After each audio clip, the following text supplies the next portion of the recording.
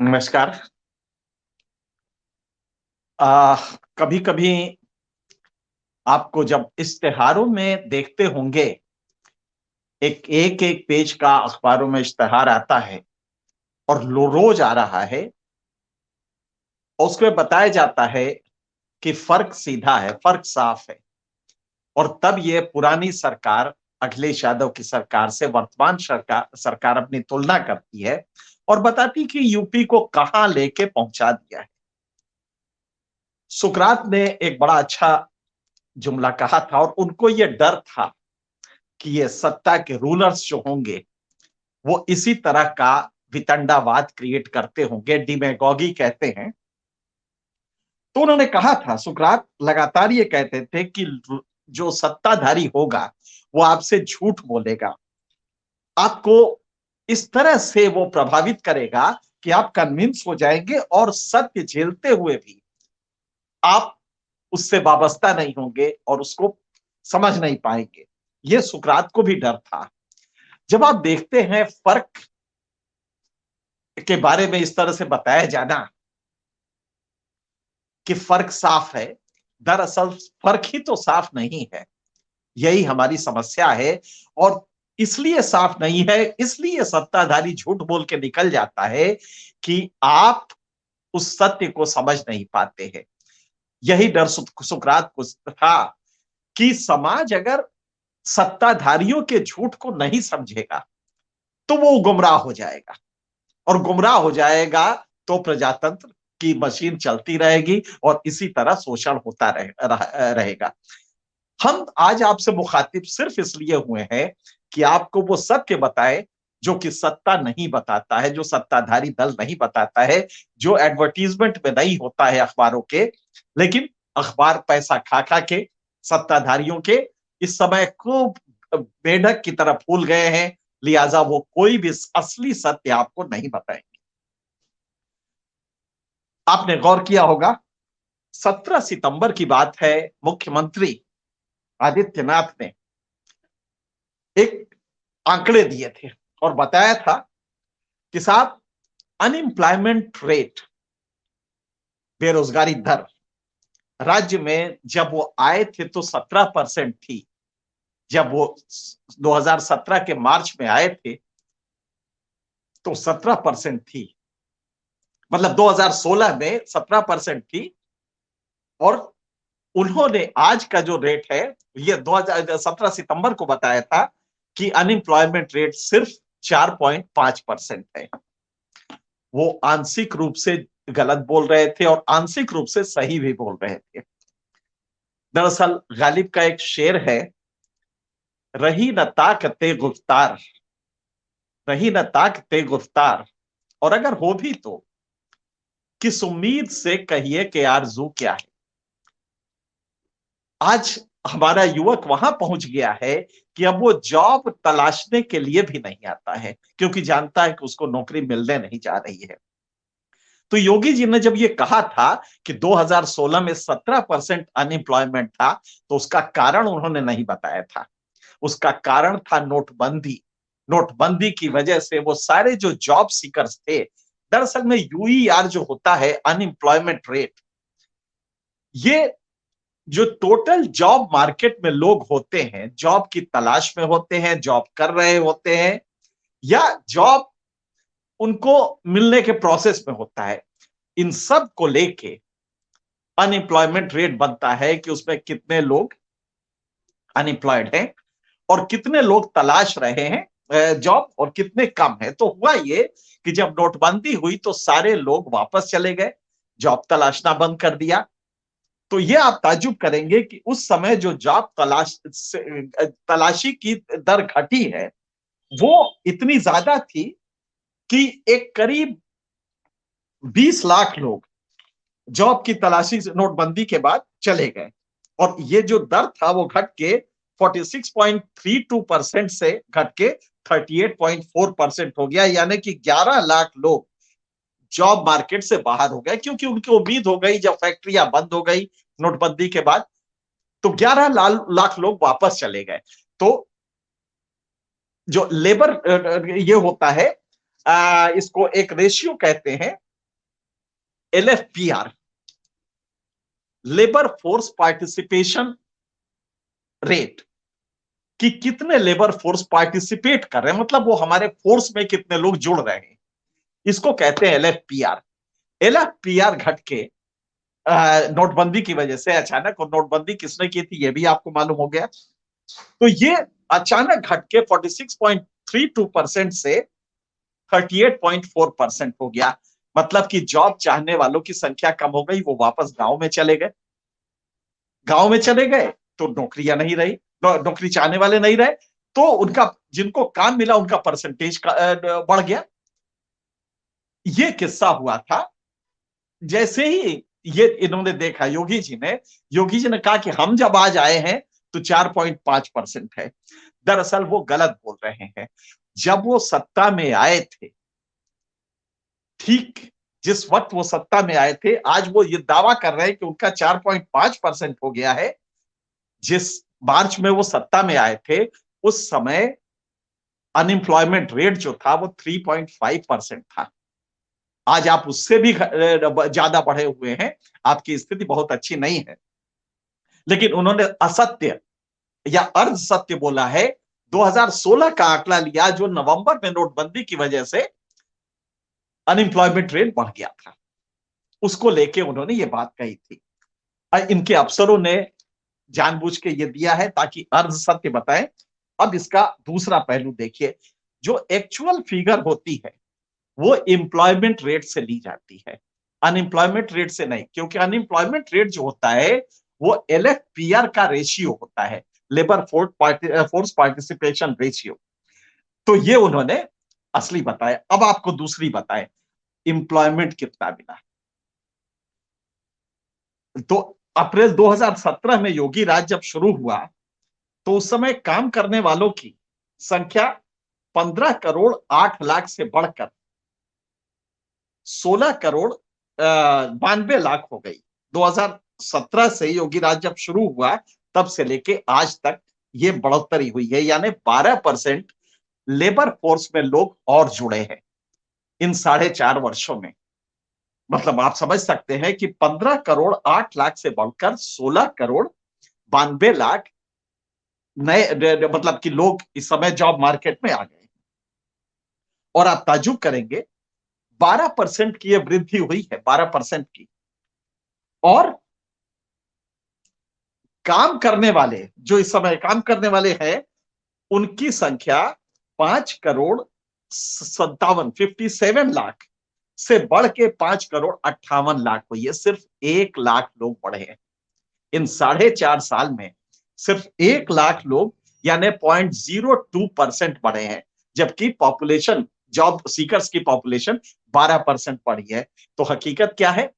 भयंकर बेरोजगारी है, बाकी लोग जॉब मार्केट में नहीं है। इसका तरीका यही, सिर्फ यूपी की स्थिति नहीं है, राष्ट्रीय स्तर इससे भी भयावह है। राष्ट्रीय स्तर पर देखेंगे तो 12 करोड़ लोग पिछले 5 वर्षों में, 12 करोड़ लोग जॉब मार्केट में जुड़े हैं, एडिशनल, एक्स्ट्रा आए हैं। अतिरिक्त 12 करोड़ लोग जॉब मार्केट में आए हैं, जॉब तलाश रहे हैं। और मिला, और किया हुआ क्या है? 1 करोड़ 40 लाख नौकरियां घट गई। 1 करोड़ 40 लाख। ये तो कहिए यूपी में 1 लाख रोजगार मिल भी गए हैं, वरना हकीकत यह है कि नेशनल लेवल पे 1 करोड़ 40 लाख रोजगार घटे, जबकि 12 करोड़ लोग बढ़े। अब ये जो 12 करोड़ बढ़े हैं, जिनमें सिर्फ 1.5 करोड़ को मिली है जॉब, तो जो बाकी 10.5 करोड़ हैं, उनसे आप राष्ट्रवाद करवाते हैं, क्योंकि उनके पास नौकरी नहीं है। उनसे आप किसके घर में क्या पक रहा है, उनसे आप ये करवाते हैं कि किसी को भी पकड़ लिया दाढ़ी वाले को और कहा कि वंदे मातरम बोल, जैसे कानपुर में हुआ था। और आप ये करवाते हैं क्योंकि जॉब्स आप नहीं दे पाते हैं, तो उनको राष्ट्रवाद में लगा देते हैं, गौ रक्षा में लगा देते हैं, और उनको तलाशने में लगा देते हैं जो लोग वंदे मातरम नहीं बोलते, और उनकी सड़कों पे पिटाई करने में लगवा देते हैं। ये है हमारे हकीकत, आप समझ सकते हैं। और ये आपको सोचना है। आप जब जाएं, सुकरात की यही चिंता थी कि हमारा जो वोटर है वो जब तक सही चीजों को नहीं समझेगा तो ये सत्ता पक्ष उसे गुमराह कर लेगा। आपको शायद सत्य ना मालूम हो कि अखिलेश यादव के कार्यकाल में जो ग्रोथ रेट होता है आपके स्टेट जीडीपी का, जीएसडीपी जिसको कहते हैं, gross state domestic product, GSDP Akhilesh Yadav के कार्यकाल में राष्ट्रीय औसत से करीब 1% ज्यादा था। राष्ट्रीय औसत उस समय 5% का था, 4.5% का था, और 5.5% अखिलेश यादव के कार्यकाल में जीएसडीपी का ग्रोथ रेट था, जो कि योगी के कार्यकाल में कोरोना से पहले तक का ही अगर लेंगे आप, 2020 मार्च तक का लेंगे, तो वो 2.9% था। नेशनल एवरेज का जो 4.5% का नेशनल एवरेज था, उससे लगभग आधा था। ये बात कभी योगी जी, फर्क साफ है। हाँ जी हाँ, फर्क साफ है। आप हकीकत तो दिखाए, फर्क साफ दिखाई दे जाएगा। तो ये आपकी हकीकत है कि कोरोना से पहले, और अगर कोरोना काल को जोड़ देंगे तो आपका ग्रोथ रेट 0.9 पे आ जाएगा, और अगर 5 साल का टोटल जोड़ देंगे तो आपको ताज्जुब होगा कि ये ग्रोथ रेट आपका बहुत नीचे चला जाएगा, अगर 5 साल का आप जोड़ भी देते हैं कंबाइन करके। और उस पे जब योगी जी कहते हैं कि साहब ये हम आपका जो ग्रोथ रेट है इसको हम 6%, 8% पे पहुंचाएंगे, तो हंसी आती है कि क्या यह संभव है, आपका तो ग्रोथ रेट नीचे आ रहा है। तो यह हकीकत है कि अखिलेश यादव के टाइम पे, अखिलेश यादव के कार्यकाल में जो ग्रोथ रेट 4.9% था। अब आप अपराध की बात लीजिए, कितने बुलंदी से देश का गृह मंत्री कहता है, देश का प्रधानमंत्री कहता है कि अब यूपी में लड़कियां बाहर सोने के जेवर पहन के चली जाती हैं रात के 12 बजे, कुछ नहीं होता। नहीं नहीं नहीं, ये खतरा आप ना पालिएगा। आपको हम आंकड़े बता दें, एनसीआरबी भारत सरकार का है, और नेशनल क्राइम रिकॉर्ड ब्यूरो इसे कहते हैं, और ये डाटा बनाता है। इसके डाटा के हिसाब से रेप बढ़े हैं, इसके डाटा के हिसाब से स्त्रियों पे जो क्राइम अगेंस्ट वुमेन होता है वो बढ़ा है, इसके डाटा के हिसाब से अन्य अपराध भी बढ़े हैं। सिर्फ आप एनसीबीआरबी के आंकड़े ले लीजिए और आपको पता चल जाएगा कि स्थिति ज्यादा खराब है। गृह मंत्री झूठ, लेकिन इस देश में झूठ बोल के हम जा सकते हैं। हम झूठ, हमारी सरकारें झूठ बोलती हैं और खुलेआम बोलती है। उसकी वजह जानते हैं क्या है? उसकी वजह आप हैं। अगर आप चीजों को समझने लगे तो कुछ नहीं करेंगे, आप पलट के कुछ नहीं करेंगे, आप बताएंगे कि नहीं अब की चुनाव में आ जाओ, क्योंकि मेरे पास यही हथियार है। आप पलट के ये पूछेंगे कि ये आंकड़े कहां से तुम लाए हो कि तुम्हारे यहां लड़कियां रात के 12 बजे जेवर पहन के निकलती है। जेवर तो छोड़ दो, जवान लड़की अगर माँ बाप के साथ भी जा रही है तो उठा ली जाती है। ऐसे 20 केसेस हम बता सकते हैं। तो हकीकत बिल्कुल अलग है, फर्क साफ है, लेकिन फर्क बिल्कुल साफ है बशर्ते कि आप उन फर्क को समझ सके, बशर्ते आप पहचानने की कुव्वत रखते हो, बशर्ते कि आप उसकी सलाहियत रखते हो कि ये आंकड़े देखे कैसे जाते हैं। आप आंकड़े अगर देखेंगे, किसी राज्य में अगर नौकरी नहीं मिल रही है तो निराश होकर वापस अपने गांव चला जाएगा, और वो रिकॉर्ड में जो लेबर फोर्स पार्टिसिपेशन रेशियो है, एलएफपीआर है, वो उसमें रिकॉर्ड ही नहीं होगा, और तब हमारा परसेंटेज बढ़ जाएगा। मतलब हमारा जो अनएम्प्लॉयमेंट रेट है वो घट जाएगा, क्योंकि अनएम्प्लॉयमेंट रेट उसी का रेशियो होता है।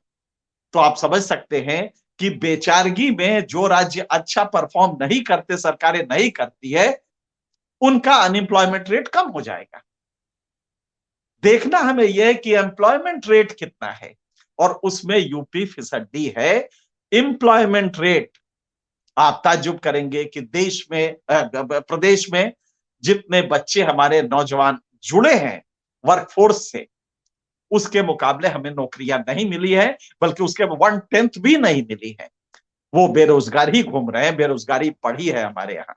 अगर इन सत्य को समझ लेंगे, अगर आप लॉ एंड ऑर्डर की पोजीशन आप किसी मुख्तार का घर ढहवाने से ना देखिए, किसी अतीक का घर मकान ढहवाने से ना देखिए, आप उस हकीकत से देखिए कि आप जब सड़क पे निकलते हैं तो क्या आप महफूज हैं, और वो एनसीआरबी के आंकड़े आपको बता देंगे।